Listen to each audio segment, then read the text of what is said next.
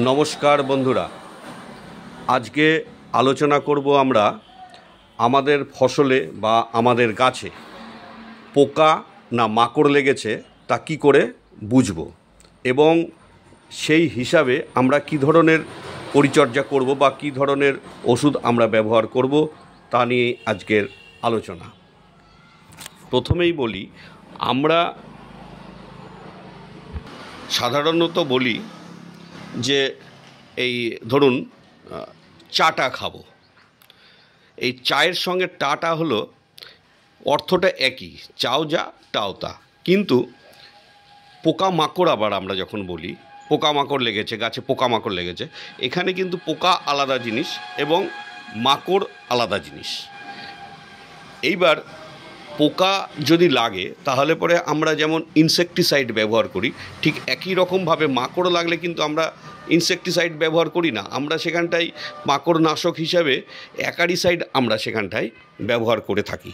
তো এবার আমাদের ফসলগুলো, যে সমস্ত ফসলগুলো আছে বা গাছগুলো যেগুলো আছে আমাদের, সেখানে আমরা যখন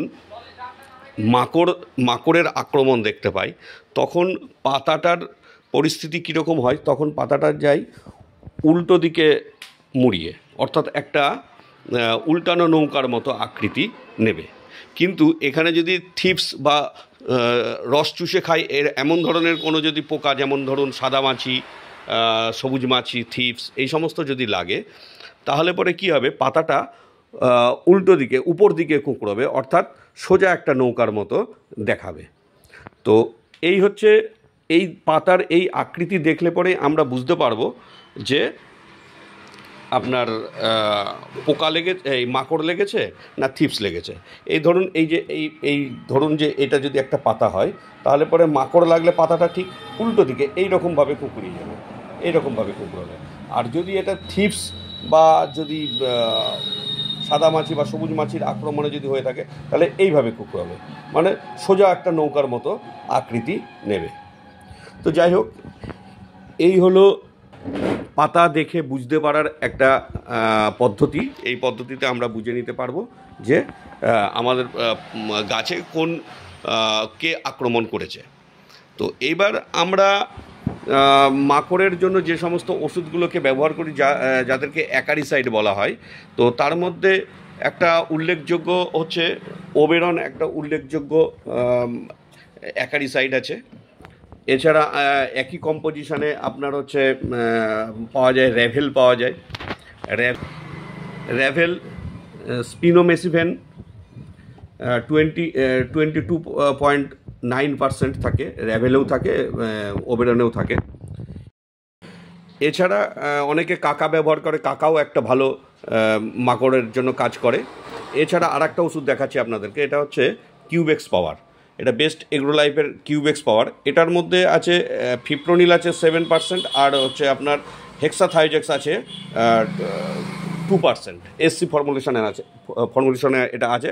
তো এখানে এই হেক্সাথাইজেক্স আর ফিপ্রোনিলের ব্যাপারটা হচ্ছে কি, হেক্সাথাইজেক্সটা মাকড়ের উপর যেমন কাজ করে, ফিপ্রোনিলটা কিন্তু থিপসের উপর ভালো কাজ করে। তো এই দুটো কম্পোজিশন একসঙ্গে এখানটায় করা আছে। এছাড়া সাদামাছি বা শোষক পোকার জন্য আর যে সমস্ত ওষুধগুলো কাজ করে, থিপসের জন্য কাজ করে, তার মধ্যে টাটামিড একটা আছে, তারপরে হচ্ছে অ্যাডমায়ার একটা আছে, কনফিডার আমার কাছে নেই, কনফিডার একটা আছে, আরও একটা ভালো কাজ করে পেগাসাস ভালো কাজ করে। এই সমস্ত ওষুধগুলো আপনারা ব্যবহার করতে পারেন। আর থিপস, শুধুমাত্র থিপসের জন্য আর একটা ওষুধ আছে আমাদের বলতে আছে, এটা বাজারে আছে, বাজারে পেয়ে যাবেন। এটা হচ্ছে সিম্বা একটা থিপসের জন্য খুবই ভালো ওষুধ, সিম্বা ভালো কাজ করে। এই সমস্ত ওষুধগুলোকে ব্যবহার করলে পরেই আপনাদের এই সমস্যাগুলো মিটে যাবে। তো এবার যদি আপনি বুঝতে পারেন যে আপনার কি সমস্যা হয়েছে, পোকা মানে শোষক পোকা না মাকড় লেগেছে, মাকড় লাগলে মাকড়ের ট্রিটমেন্ট করুন, মাকড়ের ওষুধ দিন।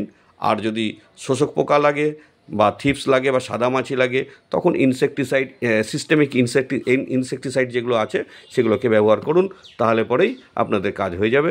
নমস্কার।